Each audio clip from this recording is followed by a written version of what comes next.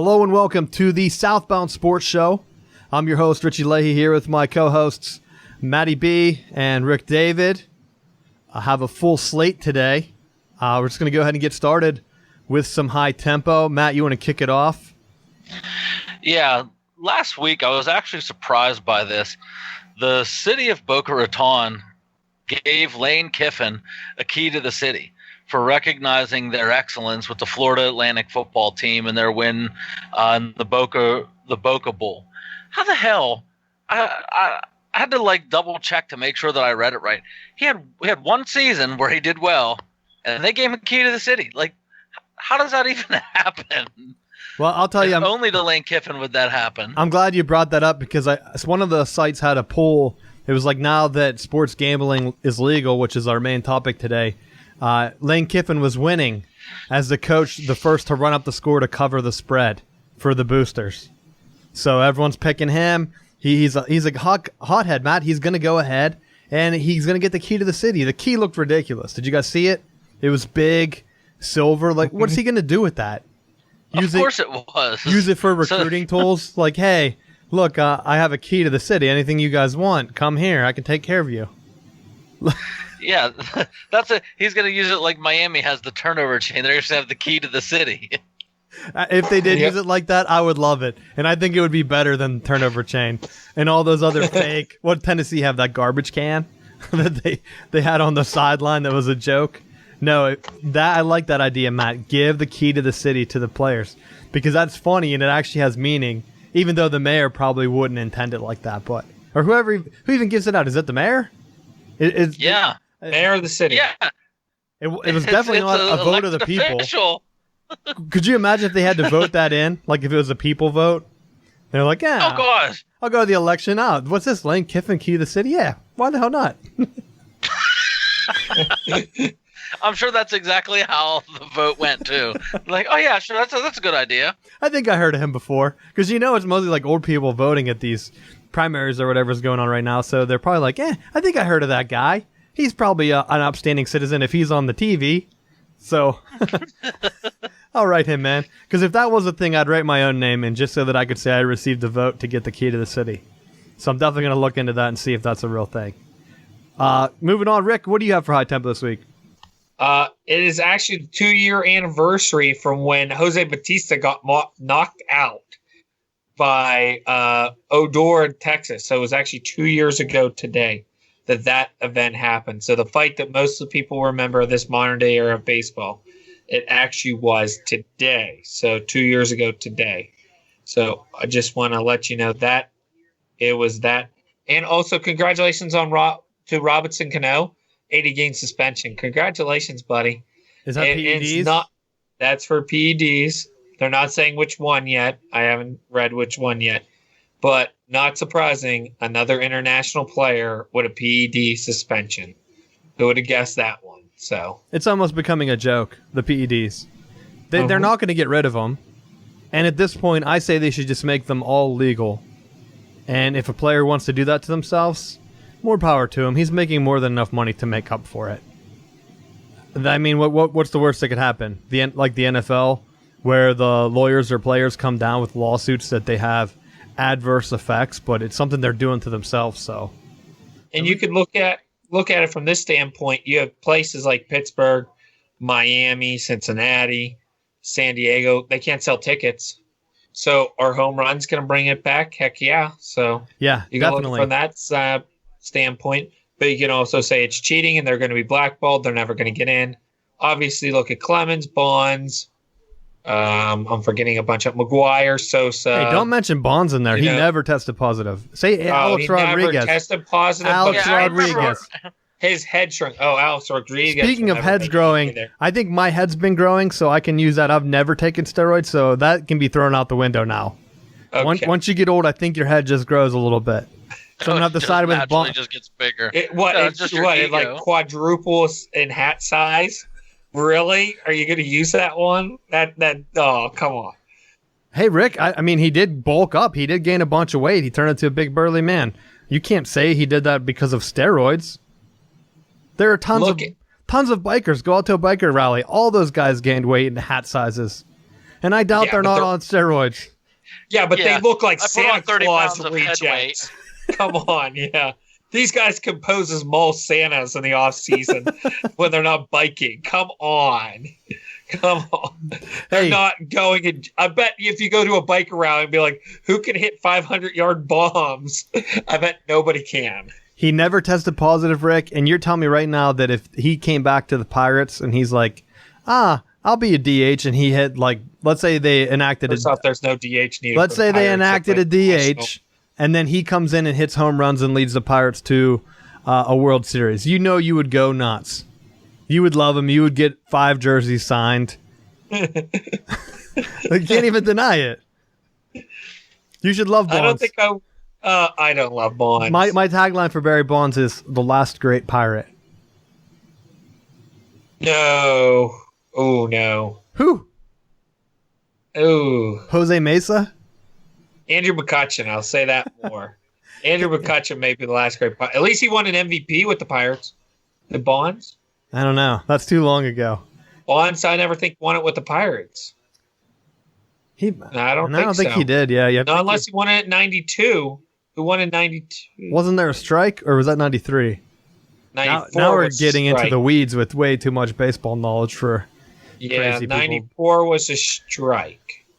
So, So now, you might be right. I didn't even realize. Yeah. I don't think Bonds ever won it with the Pirates.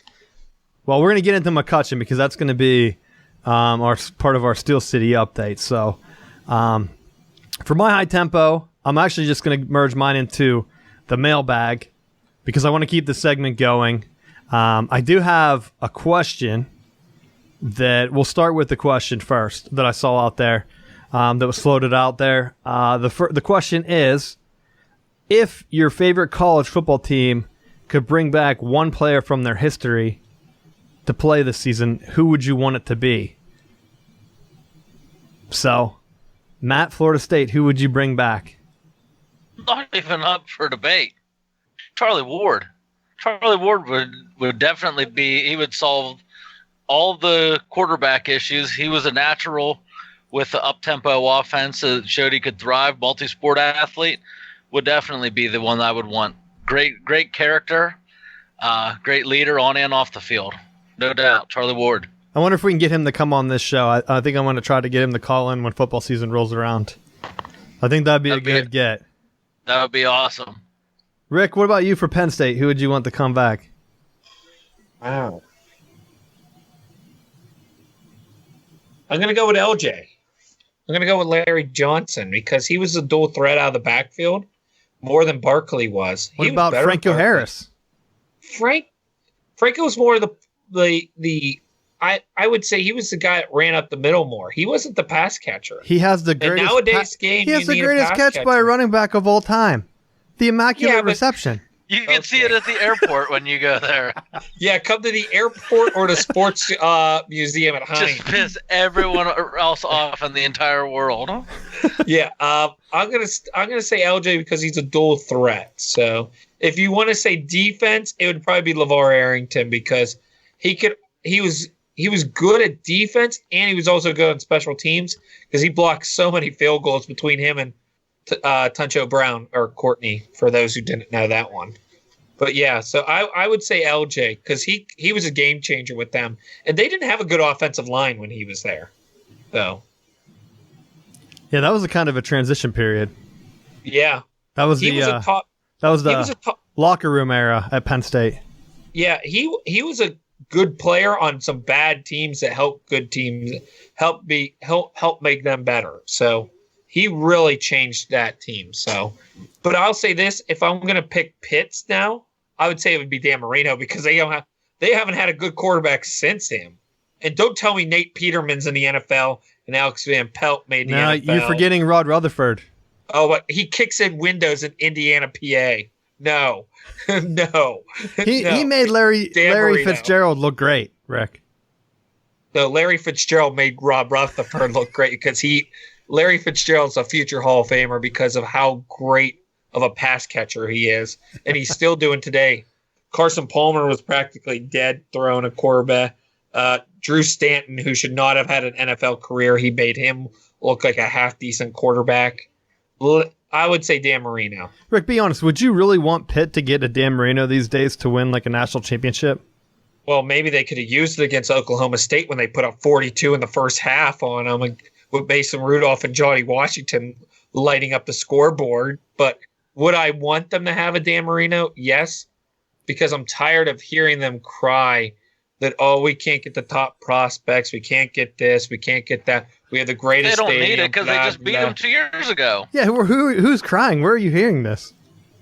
Have you talked to a Pitt fan lately? I mean, all they do is cry. I mean, they can't get top prospects because Ohio State and Penn State practically recruit them away. They don't even have to try real hard. But I mean, Pitt needs a top recruit and needs some top recruits to be a legit team, because if not, they're going to lose to the Florida States of the world and the other teams that are in that conference. And then you schedule out as conference games like Penn State and Oklahoma State. You're asking for losses that way. That's why you schedule Akrons of the world and the Toledos. You get wins that way. Well, I thought about this today for Michigan, and I could go with the obvious Charles Woodson or maybe Tom Brady or Desmond Howard or someone.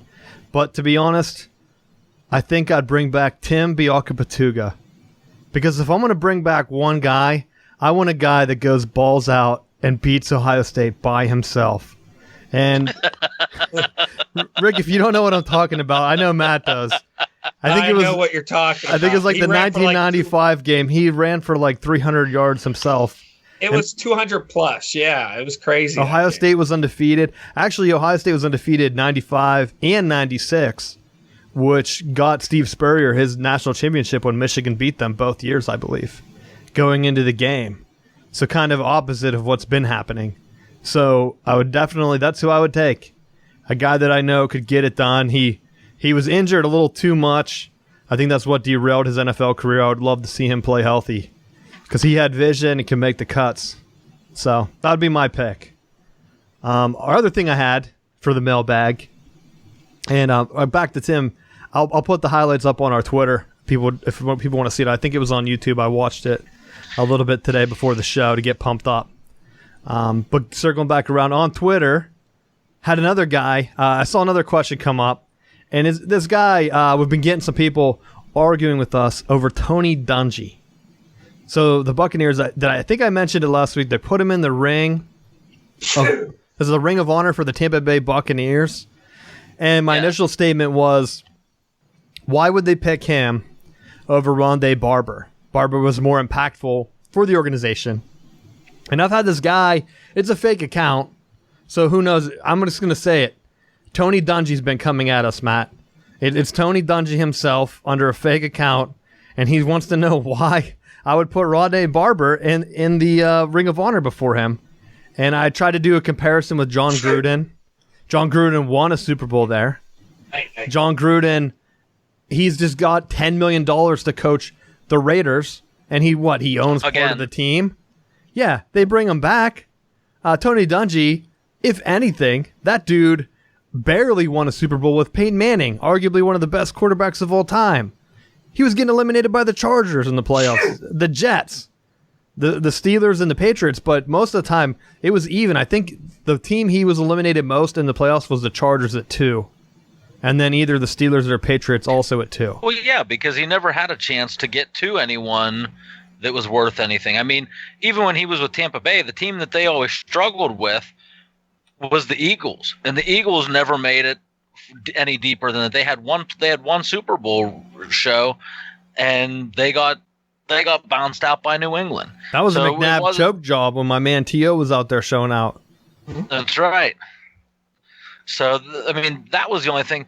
You see the comparison when Gruden took over, and when he was with the Raiders, looking up some stats, their offense was out of this world, and had they have not gone up against defense with the Ravens that we had spoken very highly about in previous shows, and I mean you could put them comparatively with the '85 Bears as one of the top defenses ever. I think we debated about that last year, to be honest, around the same time. Absolutely, we talked about that. So they ran up against the Ravens defense and lost. And they had no offense at all. It was just they relied on special teams and defense. And then there was the year of the tuck rule. And don't tell me that if the tuck rule, the tuck game, if the Raiders win that, they handedly win that Super Bowl, because they were just scoring points during that time period. They were scoring points like a video game. The offense was clicking with Rich Gannon at the helm, and he was just operating that offense about as good as you could do it. Yeah, it's crazy. I don't. But I just wanted to bring that up, and I wanted to say, bring it. I enjoy the trash talk. So if you really think Tony Dungy's a great coach and one of the greatest of all times, I don't know what to tell you. Dude was like a 500 coach. Yeah. If you think he's great, well, I don't know what you think of Harbaugh. Harbaugh was like a 700% winning percentage in the NFL. Tony Dungy's like 500. That's almost like a coin flip. Embarrassing. And you think about this, too. Think about the NFL Hall of Fame. Tony Dungy's nowhere near that conversation. I think he got in, didn't he? That's what. Not the NFL. NFL? I don't think. These are the kind of tweets that are being sent to my way, Rick. Tony Dungy in the Hall of Fame. That's even embarrassing yet, too, because I could name 5 other coaches that are not in the Hall of Fame that are better than him. But I didn't look it up. Did he get in as a player or as a coach? Well, I looked that up, and I couldn't find that either of where he went in at. I almost want to say he went in as an Indianapolis Colts coach. That's what it looks like. It's based on the Colts press conference last year. Because the majority of the stuff has been Colts based. I couldn't find it directly, but I think that he went in as a Colts. I mean, even though he has done a lot of good stuff for the city of Tampa and for being like an outstanding character person, part of the issue is that. Yeah, I don't know. You're cutting out a bit, Matt. I'm looking at his stats, but I'm not sure. I mean, Colts, whenever you're looking at his winning percentage with the Colts, you're looking at who he had. He had Peyton Manning, and he only won 1 Super Bowl. John Fox took a Peyton Manning team to the Super Bowl with the Broncos, and that's basically all Dungy did. He just happened to play the Bears. And then who else? Was it Jack Del Rio who won the Super Bowl with the Broncos and Manning? So you're having 2 different coaches with the Broncos able to get to the Super Bowl more times than what Dungy was able to do in a longer time span. Well, and the thing that always stood out to me is he was always known in Tampa as being this heavy defensive guy coming from Pittsburgh and developing the Tampa 2 with Monty Kiffin. But when he went to Indy, he really didn't have a stout defense. I mean, they played good enough to be competitive. They kept it close enough to let Peyton Manning win it for him. I mean, they had him, and then they recruited away what's his face from Vinatieri. Yeah, and it was Vinatieri kicking the game-winning field goals. They would keep it close enough to let special teams win it for him. So I don't know. The thing that agitated me more than anything with it, though, was that it went away from the original topic. We were saying Dungy over Rondé Barber for Tampa Bay, and then we ended up in this random wormhole where we're discussing the Chicago Bears and. Well, I think that was my fault because you had brought up trophies. You had brought up the Hall of Fame players that Dungy didn't win with, and then I had said something about the Steelers basically drafted a Hall of Fame crew in the 70s that carried them to 4 Super Bowls. So that could be Dungy. On one hand, that could have been Dungy. Then he wouldn't have been fired. I mean, he was fired, man. So the franchise, they knew, okay, we're not going to win with this guy. We're going to fire him, and we're going to win the Super Bowl. And that's exactly what happened. So they knew they had a great roster. They traded for John Gruden. Yeah, they traded him. And, I mean, it's crazy that even worked out because no one trades coaches anymore. I honestly think the last coach that was rumored to be traded was Jim Harbaugh to the Browns, if you remember that. That season where he ended up going to Michigan, that was the big rumor that the 49ers were not going to let him out of his contract, and there was no way he was going to walk away from the NFL to go to college. Now, I don't know how NFL contracts work, if they actually ended up firing him, or if he technically is still, you know how they own player rights.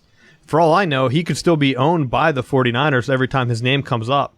in conversations. But that was the last coach I can remember after Gruden being talked in as a trade. I don't know about you guys, but it's just crazy that it worked out that way. Dungy, luckily, he landed with a good team with the Colts. But you're right, and that defense had some great guys. Didn't they have Freeney? And I know they had Bob Sanders, who won a Defensive Player of the Year out of Iowa. He was like the same. Absolutely. He was the other big safety the year Polamalu came out, or the year after Polamalu. And I mean, he played lights out. He was just a little undersized and got hurt more than Polamalu ended up doing. But I mean, you had some great guys on the defense. It seemed like they always had more, and they did less with it. So that's what I'm basing it off of. You guys have anything else you want to add? Yeah, here's the other thing. He did have a lot of good players. Mathis and Freeney on the ends. Here's his postseason record. Now, this includes the Indianapolis It's time. bad. 9-10. Yeah. He's a loser. And remember, he went to 2 Super Bowls. So he got wins to get there. So out of the 9 wins were the wins to get to the Super Bowl. So the other years, they tanked it. So, I mean, do I think he is in the Pro Football Hall of Fame? I looked up as a coach. Coach, not player, coach, because he was a backup.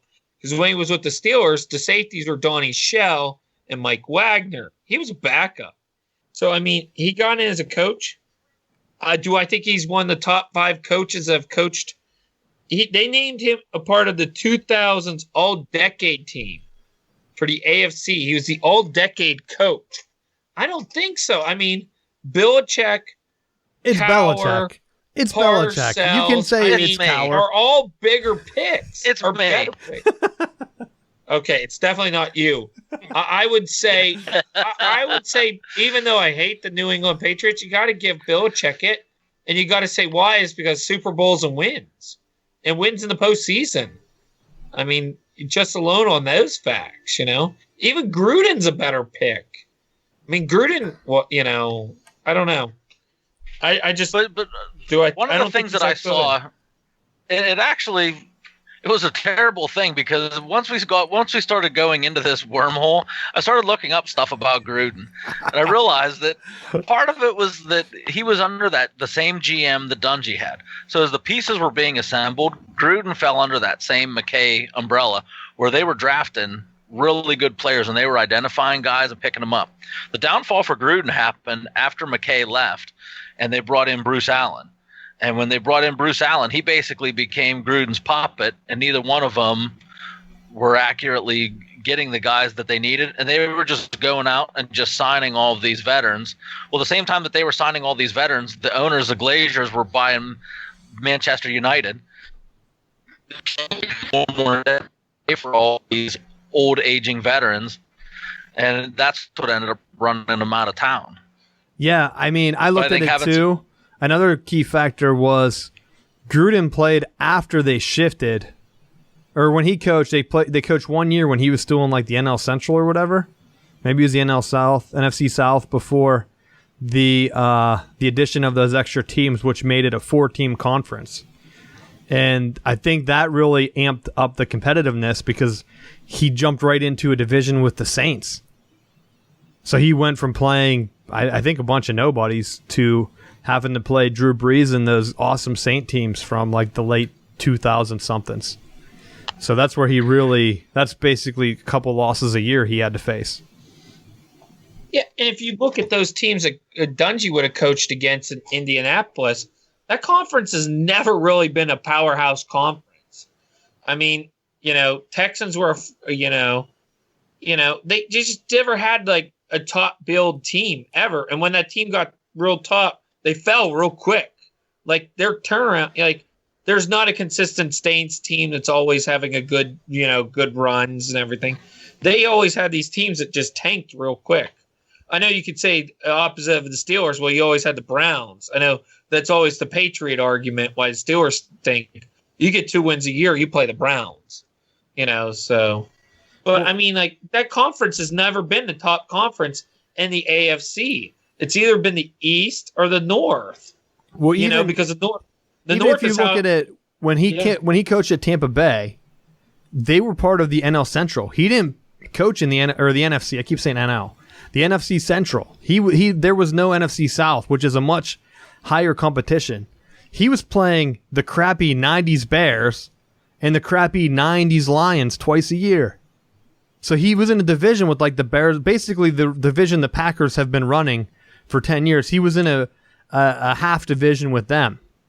So, I mean, Dungy definitely had an easier path with Tampa Bay, and he still only won one division. Yeah, I know there might have been, I think, one extra team until they split into 4.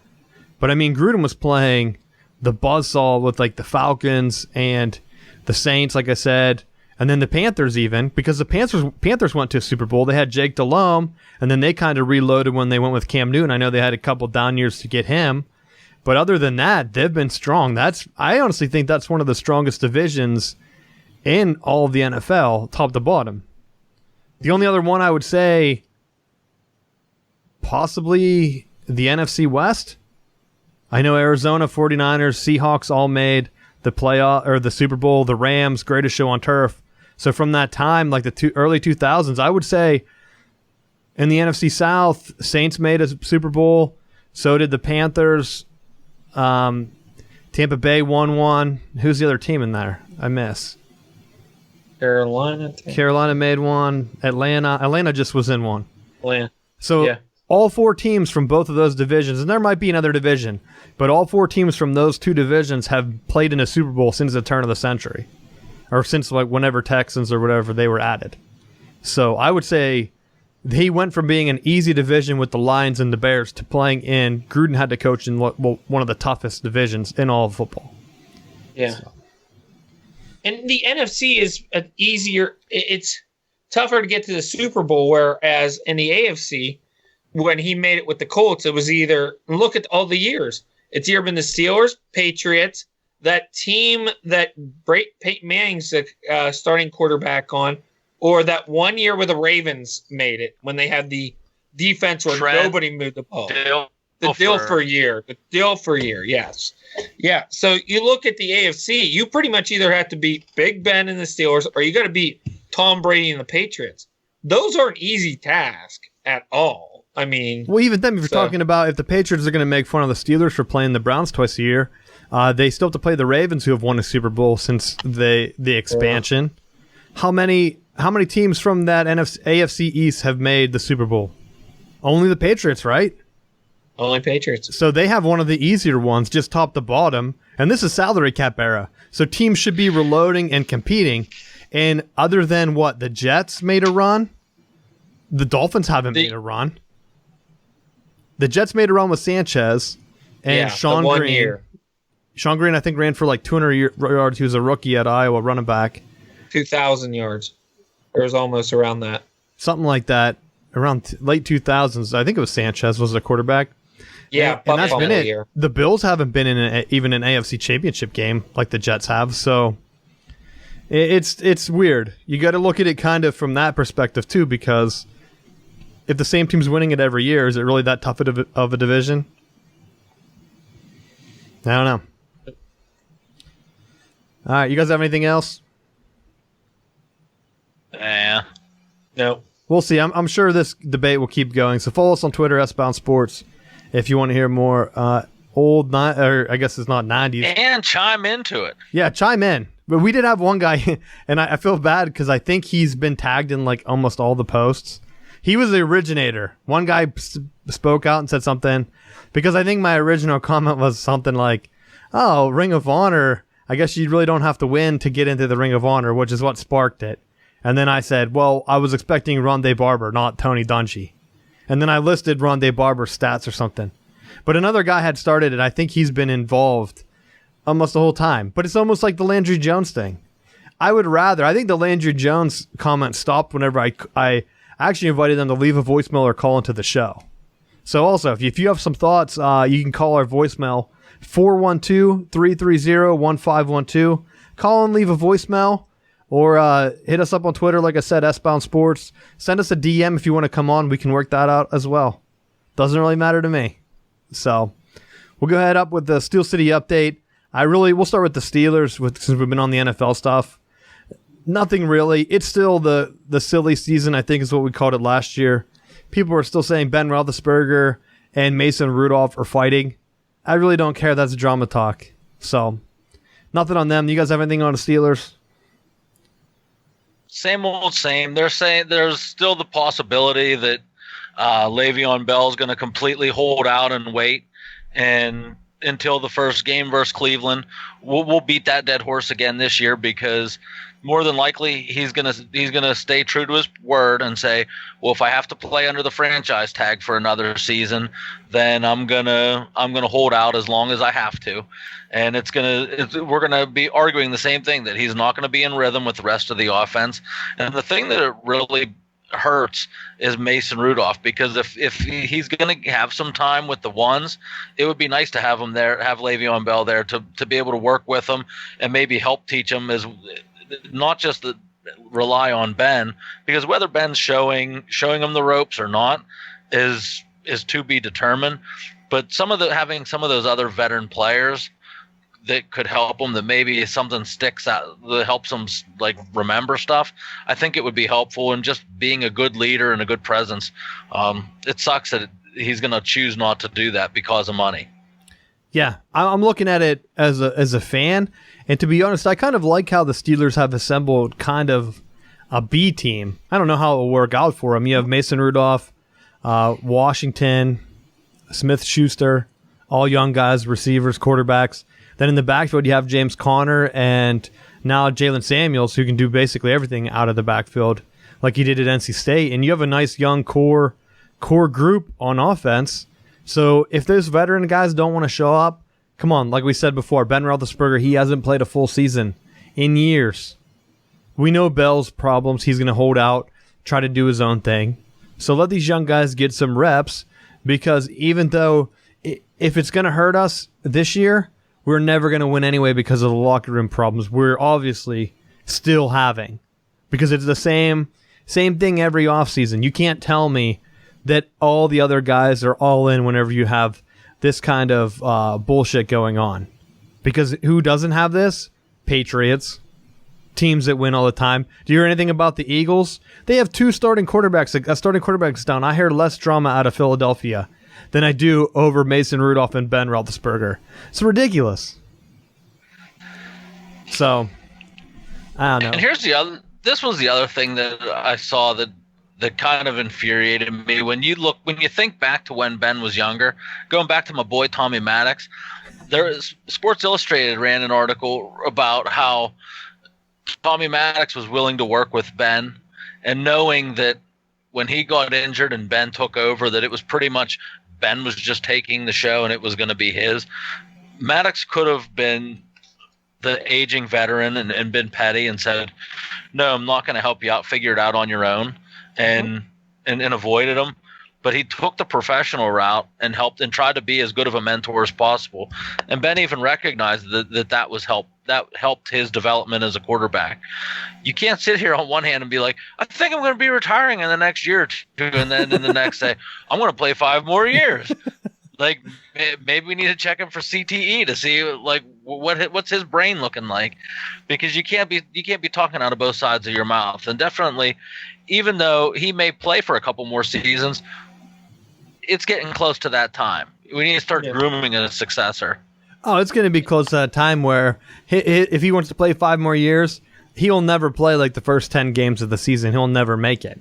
He's always hurt those games. So then he might come in the playoffs, but do you really want an old, cold Ben out there flailing around looking like an old Brett Favre? Like he did for the Vikings? He played decent in the regular season, and then once playoffs hit, the old age showed up. Because no one's going to play outside. And, like, could you imagine, like, a 40-year-old Ben Roethlisberger playing in Foxborough in the snow? There's no way. No way that would happen. So. And I want to build on Matt's point, too. You remember Tommy Maddox was a draft pick of Denver. John Elway treated Tommy Maddox like crap. He ends up getting released, ends up in the XFL, which I know all 3 of us watched a lot of those games in the XFL. I mean, then what happened? Wins the championship, MVP, ends up with Pittsburgh. He pretty much takes over because Kent Graham's worthless, and everybody saw that happening. And, I mean, he helped out Ben. I mean, Tommy Maddox played it right. He knew he was on a second life, that he was kind of on borrowed time, and he was one of these guys from the XFL that got the NFL contract, where most of their guys, they ended up back at their jobs they were. So, I mean, and the thing is, Ben's got to realize, and like Matt's saying, figure out what the hell you're doing. You got 2 years, you got a year. Steelers can't play this guessing game. Rudolph was there. Rudolph's a great quarterback. He wins big games at Heinz Field. I mean, let's bring him in. We need the quarterback now. We're not going to be like other teams, and then we lose our veteran, and we're going to be like, we don't know what the hell we're doing. Look at the Buffalo Bills. They're still trying to replace Jim Kelly to this day, and they still can't figure it out. I will say, I'm glad you guys brought up Tommy Maddox, because just a couple weeks ago, I was out with some friends in there making fun of me, saying, wait till Roethlisberger retires. Steelers will be back to where they were before him with that other quarterback. I'm like, you mean Tommy Maddox? I love Tommy Maddox. He won that XFL championship. Immediately shut them down because they're like, no one knows Tommy Maddox, but Tommy Maddox was a beast. And Ben Roethlisberger obviously learned from him. He was able to step in, get the thing. And I think Ben Roethlisberger kind of extended the high passing tempo that Maddox brought with him. So, crazy. I didn't even know he played for Denver for a while. I honestly thought he just ended up at the XFL first. Well, Toad, actually, I think he may have been, correct me if I'm wrong, but I think he was actually quarterbacking when Jerome Bettis was with the Rams. Like, they went from LA to St. Louis, and I think he was their quarterback. And then as the bus left, they also Maddox lost his job too, as well. That'd be a cool fun fact. I'll have to check that out. I'm trying to do that as we speak. I'm trying to get his career. He was in 94 with the Rams. That would make sense. So, yeah, 94 with the Rams, yeah. Reunited in Pittsburgh, winning Super Bowls. Not a coincidence. Look at the coach bringing the facts today. That's usually my job to know random things like that. Yeah. I'll give you that one. I tell you what, the only reason I know that is because we were watching Jerome Bettis' A Football Life, and they showed one of the handoffs. So I was like, holy crap, is that Tommy Maddox? Sure enough. Crazy. All right, we might as well move off football a little bit. We'll be going pretty long on it. Hockey, Penguins, not really much. NHL playoffs still going on. The Capitals, are they still up 2-0, Rick? Or did they play a third game yet? I think they're up 2-0 still. Because the Capitals, they've been turning it on, and I'll be honest, it's kind of what I wanted to see out of them. Because I mentioned when the Penguins were down early in that series that I wanted the Capitals to actually show up. They're part of the rivalry. They keep talking how it's a rivalry. It's not a rivalry until you win the Stanley Cup. Not that I want them to win, but at least show up and get there. At least show up and make it high stakes. I thought Tampa Bay was going to run them off the ice, but it's been the complete opposite. I'm very surprised with how well they're doing. And out west, I called it. Winnipeg's been hot. They took down Vegas the first game. I don't know if they played the second game. I think they might have. Because I checked yesterday, but I didn't check before. 1-1. It says it is 1-1. So that's going to 1-1 in that series. That's going to be a crazy series. So if you're looking for some good hockey, I recommend checking that out. But anything you guys wanted to add on that? Yeah, and I will say this: Tampa is winning currently 3-1 in the second period. So. Yeah, that's what I was trying to see, because I figured that if they didn't play yesterday, they had to play tonight. Yeah, it's on and off pretty much with the teams right now. Without the Penguins in it, it's hard for me to check every day because it just hurts every time I look. Let's go to baseball. Really all I had for the Pirates was they're flailing. They're dying just like my fantasy baseball team. I don't know who's dying worse, but McCutcheon came back to town and, of course, gave him basically a key to the city like Lane Kiffin, but without the actual key. Everyone was slobbering all over. Well, you'd have to spend money to get a key. Classic dig at, I guess, Bob Nutting. But, yeah, they roll out the red carpet for the guy. And I saw someone, I don't know if it was someone like with, I think they were affiliated with the Pirates on Twitter. They were going around like every time someone was saying, why'd we cut McCutcheon? They were putting out, well, It's not like he's having a great year. He's batting 250 or something like that, 248 or something on the year. But then I looked at it, and Pirates right fielder's batting 225. So if McCutchen was in right field, it would be a 25% uptick. Or I guess not 25 points, not 25%. But crazy that they would be trying to spin it in a way that, oh, well, don't look, we cut dead weight. He's not that good.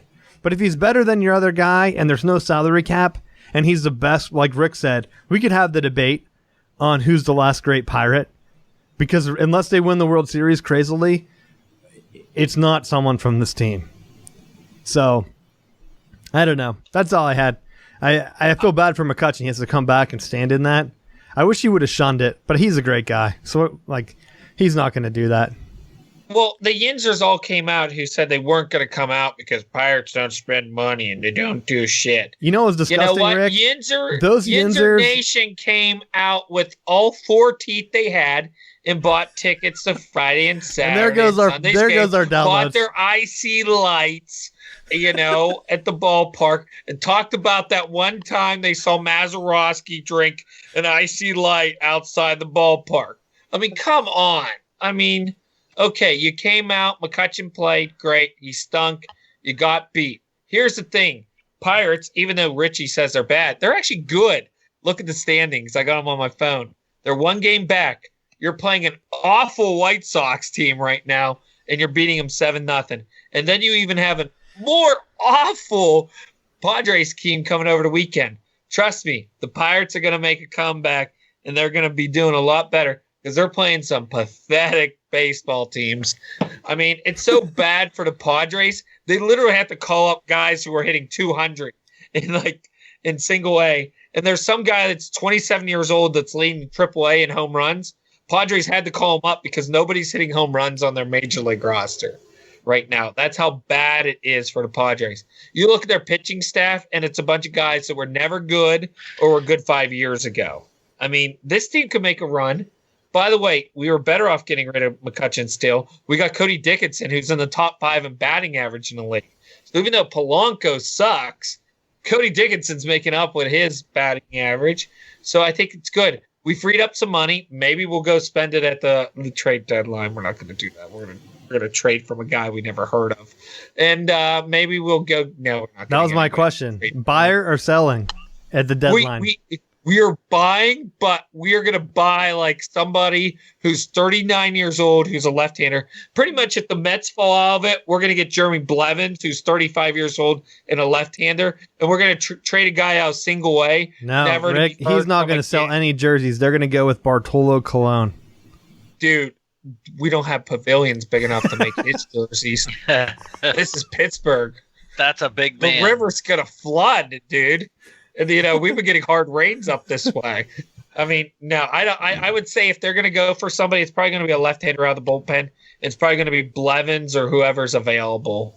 But, yeah, we're not going to give away anything, and we're not going to get anything.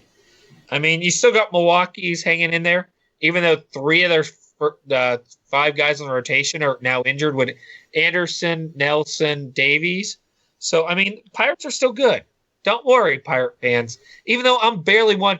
And by the way, I talked to Josh Harrison last night. He guaranteed me that me and Mrs. Rick are going to be in front row seats at the Padres game on Saturday. He will be in lineup.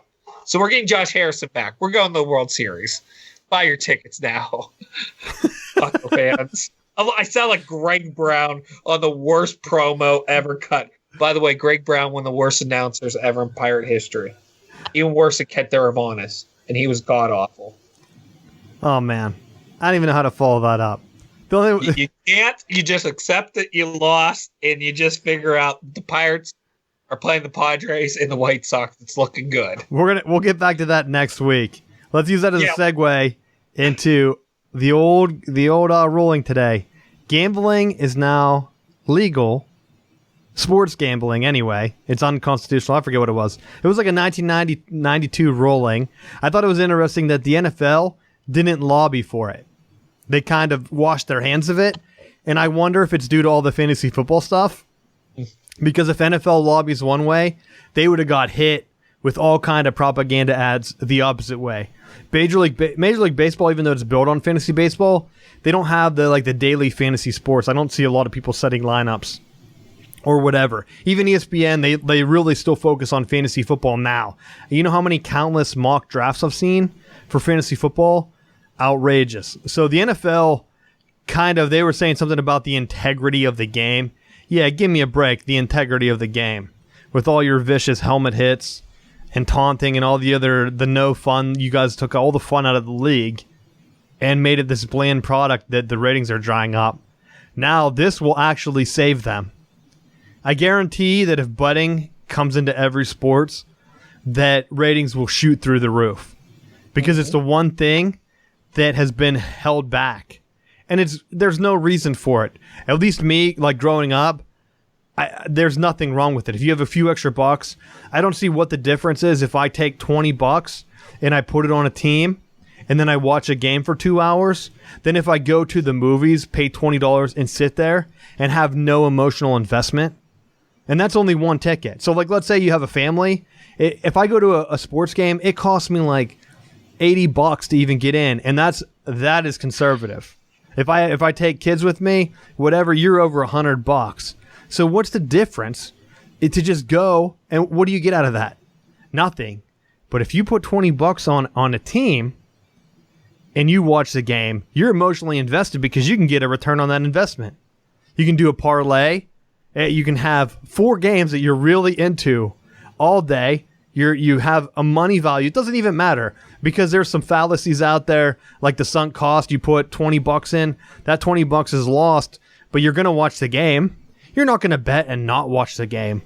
So I guarantee that if this starts to kick up, you're going to see a lot of the Atlantic cities start to boom again. Myrtle Beach. Someone was already joking down here that south of the border is going to be lit.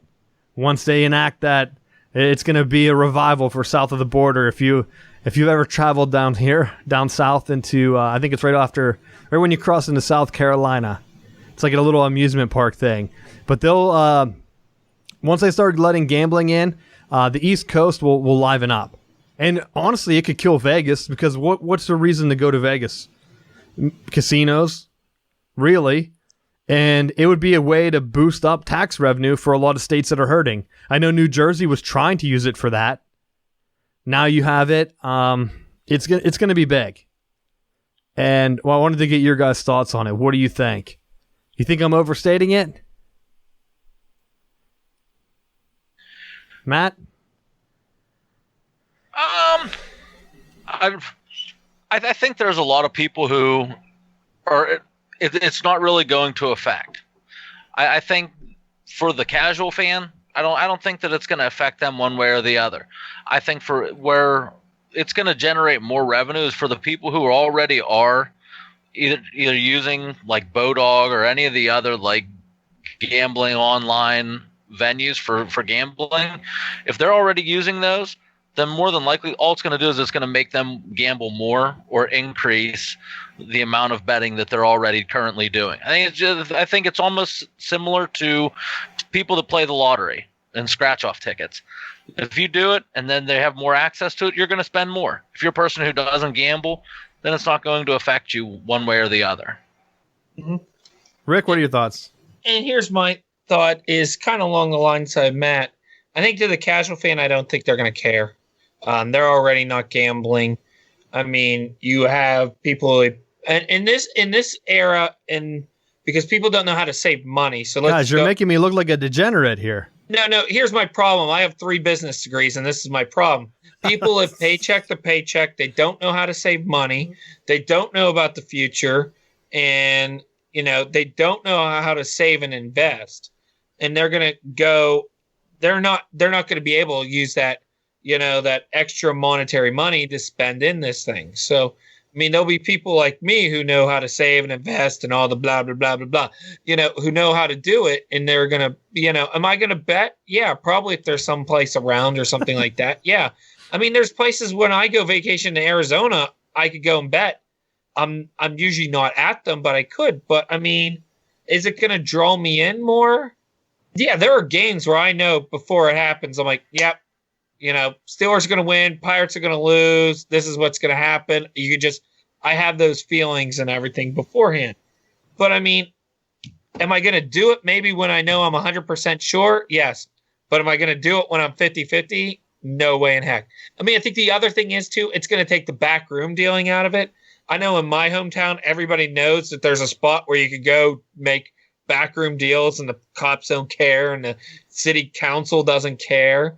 Hey, go to this place and place $50 and you're good and you'll get your return. I think that's going to stop here soon. Hey, I'll go place mine legally instead of going the illegal routes and everything. So I think they're trying to cut down the illegal routes so to make you go legal routes now. Well, that's the point, Rick. They want their cut is what's going to come down to. They want their cut, but here's my twisted view of it as a fan. Now we're going to see more balanced officiating. And I'll tell you why. Because we've all watched a game. Let's say we're all watching a college basketball game or whatever, and let's say Kansas is down. Kansas is playing Wichita State or something. Wichita State's about to pull the upset, and you can go online and put in your prop bet. Oh, I bet Kansas comes back and wins here. And what happens? Four phantom fouls on Wichita State to make the game close, and Kansas pulls us out. How many people will be flipping out that had Wichita State gambling? It will balance it out. It will 100% balance it out. And it might be shady. There might be threats to officials. There might be all kind of other stuff. But I guarantee you that once people have gambling on their phone, I can make a bet at any time during the game. And there's prop bets if you've never gambled before, there's prop bets for everything. If you're watching, I had one where I won. It was like a home run derby. You guessed how many pitches they were going to throw in like round 7 to whoever, Bobby Abreu back in the day or whoever was in it. And you just guessed. You're like, he'll probably hit 7 home runs. Maybe he'll look at 3 balls. I'll put 13. And then what happens? Boom! Like you hit on the money, and you get a big payout. So you put $5 in. Who cares? You get a $25 payout. So those are the kind of bets that are going to draw in more casual fans. Plus, if you have it on your phone, how many people play those stupid Farmville games and buy more turns? Like, oh, I'll pay $1 to do this. I'll pay $1 to see if they're going to intentionally walk Barry Bonds this inning and a chance to win $10. That's the kind of gambling that I think is going to draw in casual fans. Kids sitting at school. I remember a bet I made in high school, just like a fun bet for $5 in like a cafeteria. I bet my friend that the Diamondbacks would beat the Yankees in the World Series. And what happened? Luis Gonzalez, $5, best $5 I ever had. I remember going to school the next day, collecting that $5, holding it up for everyone to see because no one could beat the big bad Yankees. So that I was emotionally invested in the Diamondbacks for no reason. It was only $5, but I'm telling you, if this is big and you can bet on your phone, it's not the straight up bets. That's not going to draw anyone in. It's going to be, oh, I'm hanging out with my friend today. I'm going to go meet up with a friend. And you're out and your kids are like playing soccer or something, and you're on your phone bored because they're at practice, and you're like, wait, what are you doing on your phone? Oh, I think I'm going to place a prop bet here to see. I think Tiger's going to bogey this 17th hole, so I'm going to put I'm going to put $5 on it. That's the kind of gambling that I think is going to start to take over, because instead of wasting your time playing a stupid game on your phone for $1 or whatever, you can put $1 down to win 10, and it's going to get crazy. Go. Where I think it may end up helping is if the professional leagues continue to not show games, like we've talked before, being in the Carolinas, you may not get consistent coverage of the Pittsburgh sports teams like you do back in this area. Yeah. So are you emotionally invested in a random Arizona versus St. Louis football game? No. But put $40 on it, and now all of a sudden you have a genuine interest in who's going to win that game. And I know we kind of did that a couple times during the college football season, where we'd put up, parlay bets and be cheering on random teams that we had no business rooting for at 11 o'clock at night. Yeah, and we even did one on that one free site that gave you like free swag or whatever it was. And like that's basically you have nothing invested. It's like a free thing you try to pick. I mean, ESPN has it on their own site. They do the streak or whatever. You pick like however many in a row, 20 in a row. I think they've changed it over time. But when they started, it was like if you could pick 10 events or 20 events in a row, you would win a chance, a drawing for like $1,000 or something. I think it got way bigger. Excuse me. And you have to get like, you have to be like the top of the month or something. They changed it up. Probably because of pressure. But that's what I'm thinking. You're right, Matt. If I'm going to sit there and my fantasy team, everyone puts $20 in on their fantasy league. Give me a break if you don't. You're lying. If not more. Some people put 100, 500 leagues. I've been offered like $1,000 leagues. I know they're out there. So if you're there and you already put all this money in and your team's a bust, how are you going to make up that money mentally? Oh, I'll throw a $5 bet here. Let's see what happens. Like let's look at. I know the NBA playoffs is on the list today, and we're running out of time. But right now, Celtics killed Game 1. Game 2 is going on. It's a 2-point game. My stream might be behind since I'm doing this as high priority. So my stream's on low priority on my other computer for my router, so it might be a few seconds behind. But right now, it's a 2-point game. Celtics are down. What if I wanted to say, I'm pretty sure LeBron's going to pull this out? You get better odds as the game goes on. A lot of people don't know that. So instead of betting before the game starts, I could turn it on late after this show. I'm like, you know what? I'm bored. I'm going to throw the game on. I'm going to place a bet. Cavs just went up 5 right now. So they'll put a new line at each quarter. It might even be, I think it's still the third quarter. Yeah, it's still the third quarter. So there's a while to go. But when that third quarter break hits, you could go on realistically in the future, place your bet, and watch the rest of the game. I didn't even have to watch the first half. I'll know who has the lead, and they'll have a line to change that. It'll be like Cavs are up by 5. The line might be Cavs by 6 or something like that. Cavs by 3, or it's most likely going to be closer. And that's what will happen. So it's going to change. I think it's going to change the way people watch sports. And I think viewership, like Matt said, for random games that you're not a local fan of, will increase. Will it help everybody? No, but everyone's not watching sports right now. I think that's why the ratings are dropping. And how they're not going to make it up by bringing in casual fans. You've already lost the casual fans. You're going to make up the ratings in these lower games by bringing in people to the Thursday night game that right now nobody watches. But you'll watch it if that's the only game on TV and you think you're going to throw down $20 on it. So I did want to mention, I had on the topics here before we start to wrap up. Pete Rose, with this rolling, Pete Rose should 100% be in the Hall of Fame next year. I don't even care. He should have been in it's not 100 years ago, but he should have been in before I was born. It's embarrassing that they have him out and that they're honestly talking about bringing in guys like Alex Rodriguez first ballot, guys that were caught taking steroids. Pete Rose bet on the game. It's basically going to be legal now, so they can't hold that over him. What are they going to say? Well, back in the day, he bet on his team. He had the tickets. I don't think that he ever picked them to lose. He picked his team to win every time, and he was the manager. So he's betting on his team to win. They're paying him. They didn't pay good salaries back then, so they can't say it's not like he's a manager that was making millions of dollars. So he was supplementing his salary betting on his team to win, which meant for the Reds, if you're a Reds fan, you would have to have been ecstatic that the manager was so confident that he would bet his own money on the team. Give me a break. He should 100% be in. And then the NBA playoffs, like I mentioned, it's the boring state. And this is our last topic because we're going over, I think.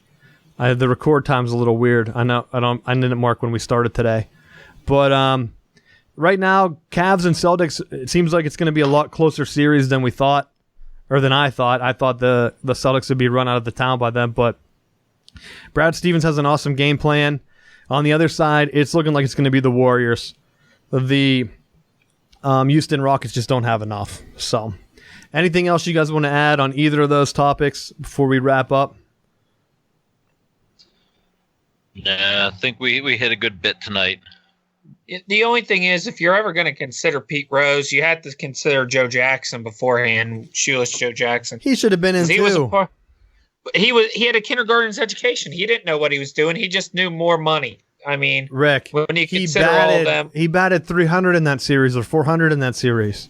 He batted, I think it was almost 400. But I mean, he didn't know anything. He only had the common sense enough to know I get more money if I do this. He had no idea what he was meaning to do and everything. Yeah, they had no proof that he actually did it. Like to lose the game on purpose, he would not be hitting 300, 400. I mean, goddamn, we have Polanco or whoever in right field that can't even hit 250. Yeah. And not even batting his weight. Yeah. So you're looking at that, and you're telling me Joe Jackson did that on purpose? Yeah, he had no errors for the series and everything, where you could have other guys who had like 3 or 4 errors. He had no errors. He hit good. I mean, it's so weird and everything. And plus, I know he was a part of it, but it was sad. But it was those days where you didn't have to go to school. Well, if you look at it, get an education. They don't. I can't remember what year they think he ended school. I think it was like 3rd or 4th grade. He quit going to school. Well, Rick, you're looking at it from that perspective, but even from the money perspective, I think that scandal really changed the things for pro sports, where they've realized they have to start paying these guys a better salary, or shady stuff like this is going to happen. And I think that was kind of the turning point, because they weren't paying these guys anything. They were all like busing together, living on a bus. It was like weird stuff. They would drive out to get them on their farm and haul them, and they would only play like locally. And sometimes you would just pick up random players in different areas because some guys couldn't travel because their family or whatever. It was a weird time. Now they didn't have the infrastructure back then or the vehicles to get people from town to town. So I don't know. I don't have anything to end the show, or I don't have any closing topics. You want to go around one more time? Rick, you have anything to close on? Pretty much that's it. So, I mean, let's hope the Lightning pull it off, and hopefully they're in the championship series. So I think they have a good team, and I think they can score. So I'm hoping the Lightning come back here. Matt, what about you? Carolina Panthers are set to have David Tepper become their new owner. He currently owns 5% of the Pittsburgh Steelers. So in order for this deal to become finalized, he's going to have to give up those shares. So if you have some extra pocket money from gambling, invest in the Pittsburgh Steelers. You definitely make some money there. I'm sure they'd love that plug. I was surprised by the move, because Diddy was originally trying to put together a group to own the Carolina Panthers so that Colin Kaepernick could find work. But Tepper has a reported net worth of $11 billion, so I guess the high money won out there. Pittsburgh native buying the Panthers. Just another thing that Pittsburghers are taking away from Carolina. I know, that's where we get our name, Southbound Sports. Moving to the South, still keeping the black and gold love. So check us out at Southbound Sports on Facebook and Instagram, S-Bound Sports on Twitter. Keep coming at us. I don't care. I love the debate. I can debate all day. And if you're feeling up to it, come on the show. Open invitation. And we'll see you guys next week.